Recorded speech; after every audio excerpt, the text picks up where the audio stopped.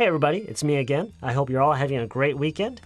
I just finished reading an article about taking naps, about how we can all take better naps.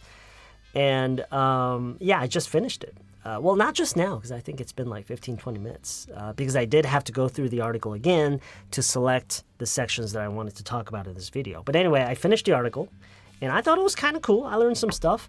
And just as I was about to close the browser and go do something else, I thought to myself, hey, it'd be kind of cool if I could share this article with you, right? And that's what we're going to do. That's what I'm going to do right now. I've already written down sections from the article that I thought were most important, that I thought that we had the most to learn from, okay? And that's what we're going to do right now. I've already written it down.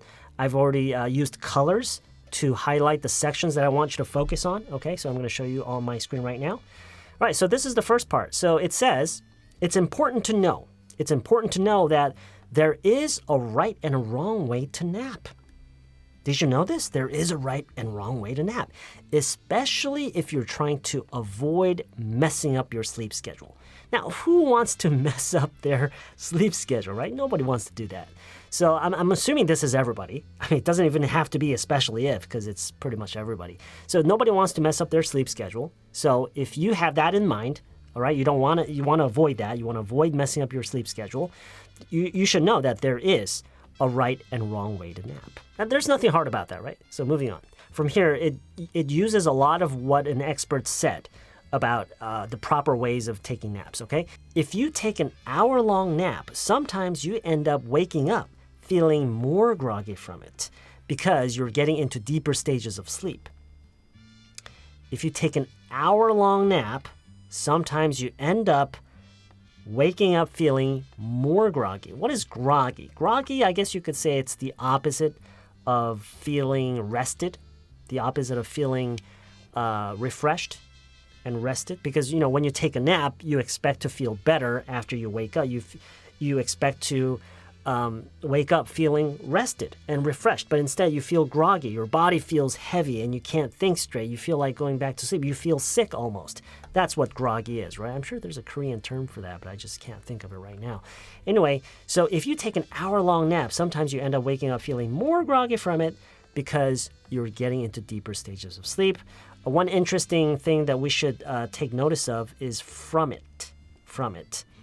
We don't really need this section. We can just say if you take an hour-long nap, sometimes you end up waking up feeling more groggy. But by saying from it, we are emphasizing the fact that this comes from this. So this is the cause. This is the cause for this result, okay?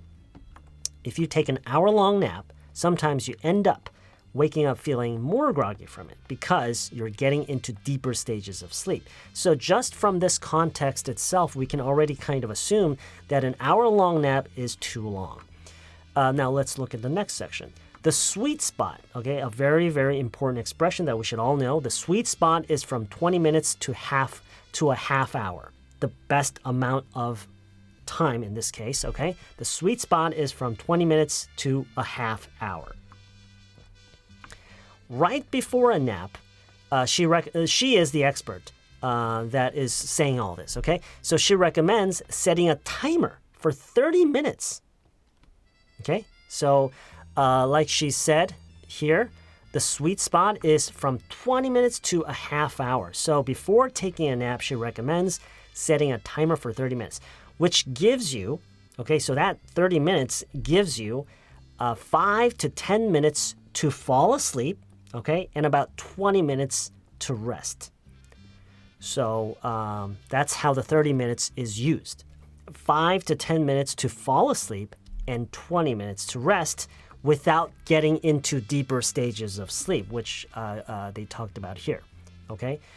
You don't want to do this, okay? You shouldn't be going into deeper stages of sleep because if you do that, you could end up waking up feeling more groggy. So that's what this is. Right before a nap, she recommends setting a timer for 30 minutes, which gives you 5 to 10 minutes to fall asleep and about 20 minutes to rest. Okay, moving on. This is another thing that we have to think about. So consider the time of day. So not only the amount of time that we spend taking naps, but the time of day that we nap, okay? which is extremely important to avoid affecting your sleep later in the evening. So this is referring to the first thing that it talked about, avoiding messing up your sleep schedule. In order to do that, you need to not only control the amount of time that you nap, but also consider the time of day at which you take the naps to avoid affecting your sleep later in the evening. You want to do it. You want to do it at least 8 to 9 hours before you go to bed at night. So that means if you're planning to go to bed around 10, then your nap should happen around 1 or 2 at the latest. And that's what he talks about right here. That's what she talks about. So usually for the majority of people, by 2 p.m. at the latest. Because most people, I'm assuming, go to bed around 10 or 11.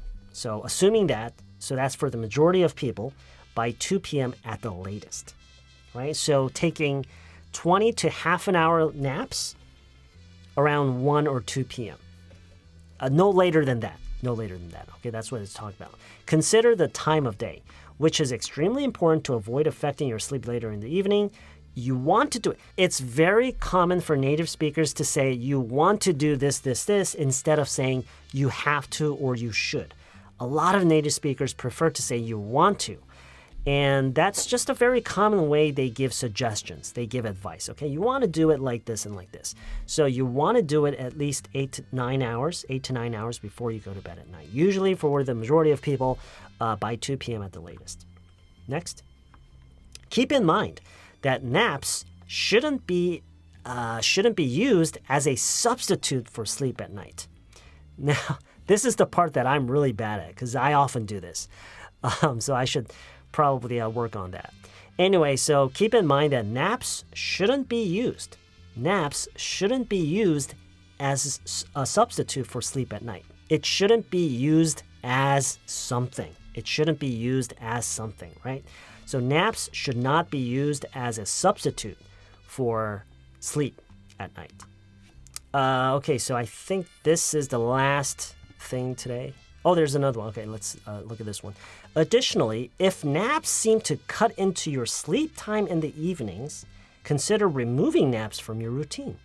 Okay, so what this is talking about is, remember when it talked about the time of day? So your naps should happen around 2 p.m. at the latest, assuming that you go to bed around 10 or 11.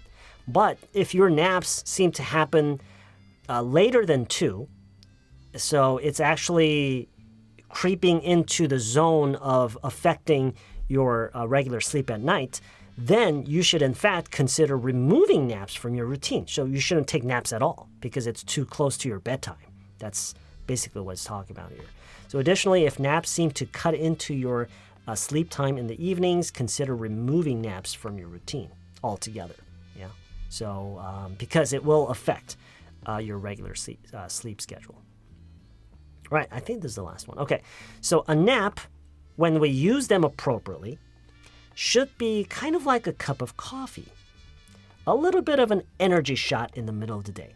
Okay, so that's what a nap should be considered as. So it shouldn't be considered as something that's giving you extra sleep or like making up for lost sleep, but like a cup of coffee. Just to give you a slight energy boost in the middle of the day. That's what a nap should be, according to this expert, of course. Now, I was actually surprised at how little scientists actually understand sleep. There's a lot that we don't know, a lot that we don't understand as to why people sleep and what actually sleep does and how it affects us. So take this with a grain of salt. It's just something that an expert has said. And it was in an article that I read earlier today, and I thought it was just kind of interesting. So I'm just sharing this with you, okay? All right, so that's pretty much it.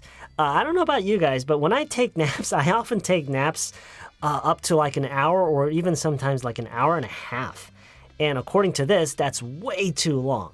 And I never even considered the time of day that I took those naps. And so according to this article, at least, I was taking naps in very, very wrong ways. So anyway, that's all I wanted to cover today from this article. Like I said, if you want to go ahead and read the entire article yourself, you can go do that. I will leave the link in the description section below and in the comment section. Okay, have a great rest of your weekend, and I'll see you next time.